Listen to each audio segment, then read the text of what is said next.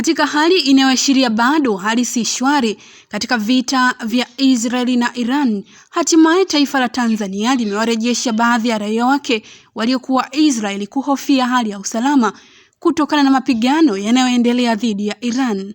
Hii ni TriGen Media na mimi ni Jennifer Mwidete.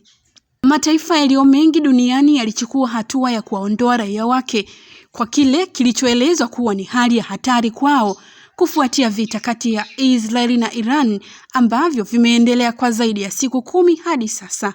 Hata hivyo, pamoja na Rais Trump kukaliliwa akisema vita imesitishwa, lakini bado hali ni tete na lolote laweza kutokea kwa pande hizo mbili.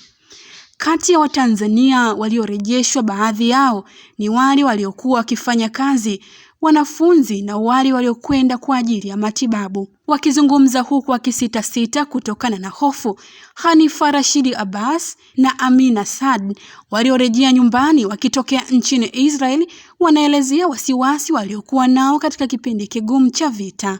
Nchi zote mbili, Israeli na Iran, ni rafiki wa Tanzania na kumekuwa na mwingiliano mkubwa katika nyanja za kijamii, kiuchumi na matibabu. Hii ni TriGen Media.